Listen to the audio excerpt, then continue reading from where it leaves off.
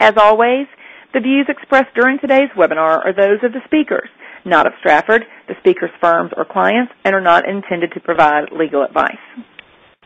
We have gathered an authoritative panel of construction attorneys to examine surety bond coverage issues and disputes and identify common traps and pitfalls to avoid in asserting or defending surety bond claims. Our first speaker today is Lawrence Melton, a partner with Nexum Pruitt in Columbia, South Carolina. Our second speaker today is Jonathan Burwood, a partner with Henshaw Culbertson in Boston. And our third speaker today will be Ira Schulman, a partner with Pepper Hamilton in New York. I am going to talk about subcontractor default insurance. I just want to cover two other things before I do. Well, first of all, by introduction, I'm Ira Schulman. I have 30-plus years in the construction industry as an attorney. I'm with the firm of Pepper Hamilton in their New York office, and I've done many CLE presentations and lectured for bar associations to AAA, what have you. And I'm surely glad to be sharing the dais today, the virtual dais today with Lawrence and Jonathan. As far as payments go, just to touch on something Lawrence said, many states now have prompt payment statutes where in a private job, payment must be made within X days, 10, 15, 20 of an approved payment application. So you ought to check into your state statutes to see whether there is a prompt payment law. And the term approved payment application has been a term that's been used by drafters to try to extend the time, saying, well, your payment application isn't proper yet, so when it's proper, that's when the clock starts ticking. But be that as it may, you should check to see whether you have prompt payment statutes. The next thing is on liens. The lien law in South Carolina, I know nothing about. I do know something about the lien law in New York. And the important thing between some states and other states is that some liens operate as a direct action statute.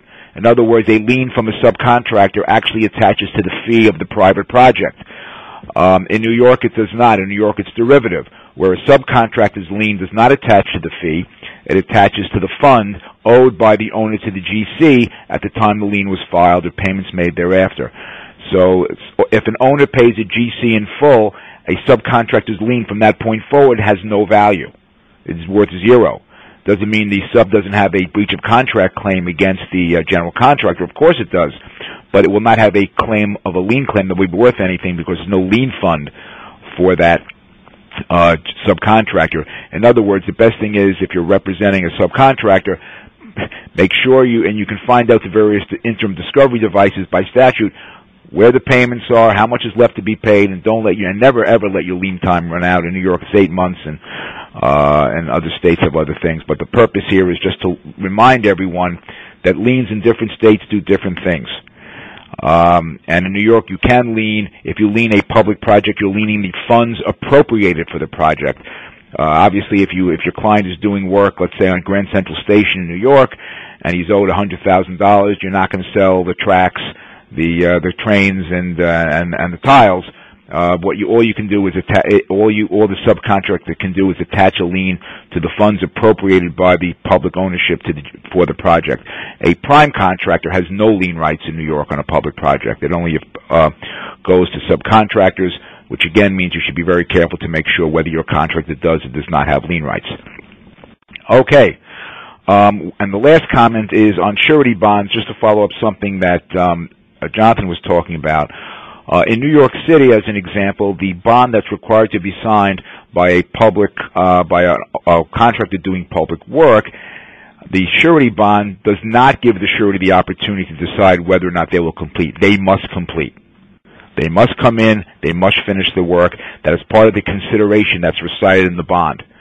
So this 30, 60, 45-day waiting period, however denominated, that is typical in the AIA form of performance bond, does not exist in New York City jobs or some state jobs. The surety must perform, and many private owners have tried to pick up that language and tell the surety or the GC surety, you do not have this 30, 45-day option because it really can obviously kill a project and cost much more in project financing costs. You must complete.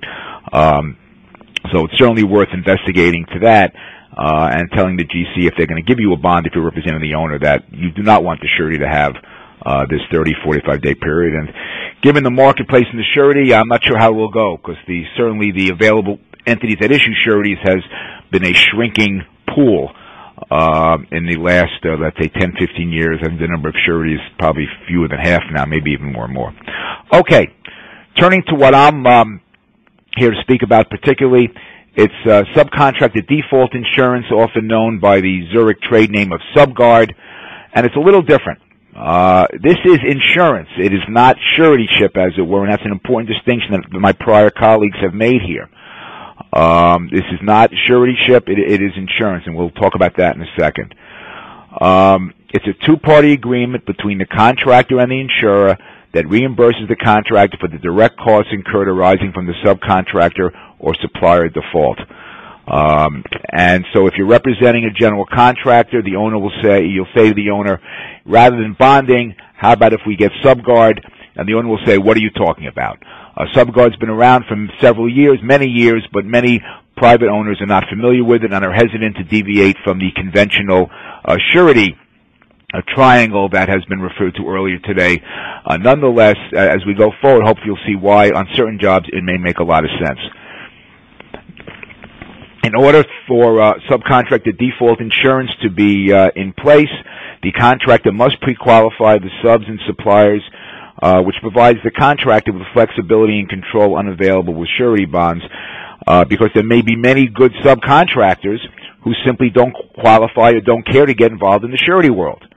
There could be many subcontractors and suppliers who don't want to put their personal assets up as collateral, who say, I'm not going to pledge my house, my bonds, my children, or even my wife to finish this job. So using subcontract default insurance, the question is whether or not the subcontractors have the financial wherewithal, the management wherewithal to be a good, acceptable risk for the Subguard or sub-SDI issuer. And this gives you certainly a bigger pool of potential candidates to do your job that may otherwise be available if you tell the subs you must get a bond. Some subs simply will say no, we're not getting involved in suretyship, we're not pledging, we're already pledged, what have you. And also, another point here in terms of increasing the pool is if you're using a subcontractor that has several jobs, they may have already reached their aggregate bonding limit. So if let's say the subcontractor's bonding limit is X million dollars, and this job would put them over the top, well, doing SDI, it's not going to harm it because it doesn't affect their bonding capability. All the sureties want to know, the SDI issuers want to know is whether or not they are financially strong, they have financial strength, management expertise. I think that the 3 C's that Jonathan mentioned, I think, would come into play here. And, of course, very important for them is do they have a successful history of project completion? And that is something that the SDI issuers look at. Let's talk about, this just is a slide which to compare and contrast the bonds that we spoke about earlier today by my colleagues. There is a potential refusal of the surety to take over the work of a defaulted contractor. You do not have that in SDI. SDI, once the SDI policy is in place, it is funded. The money will be there to complete the work left by the defaulted subcontractor. So the SDI insurer does not have the option to say, well, we're not going to cover that default, we'll cover this one, we're not covering that one. It will fund. It's not an issue, unlike a suretyship where the surety will get, in performance surety, will get involved and pay, and get involved and maybe hire and pay directly a subcontractor. Here it is the GC that will requisition and get the funds to have the work completed. It will send in its statement of cost to the insurer, and they will fund it. And it certainly gives the GC a little more comfort that the money will be there. The bonding rate, bonding rate is calculated upon contract amount, and typically in the world of suretyship, it's typically averages 0.4 to 1% of the total subcontract value. So you can compare that with what is going on with surety bonds. And with surety bonds, we said personal assets are put at risk, not so with SDI. And SDI and the fact that the surety cannot, or the SDI issuer cannot refuse to pay its insurance claim, certainly gives more comfort to the owner and GC that the project will continue. Now, why is the surety bond maybe better? Well, if you look at the fourth bullet point, there's an established body of law regarding interpretation and implementation.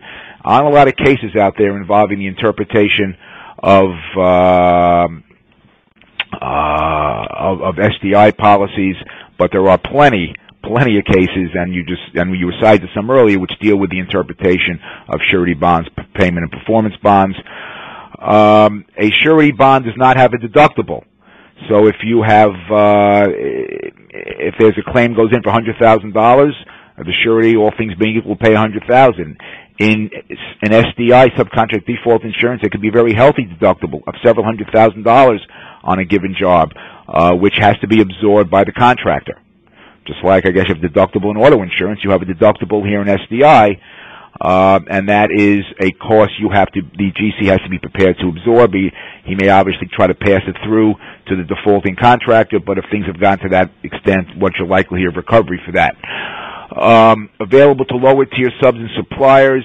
Yeah, SDI may not cover the third or fourth tier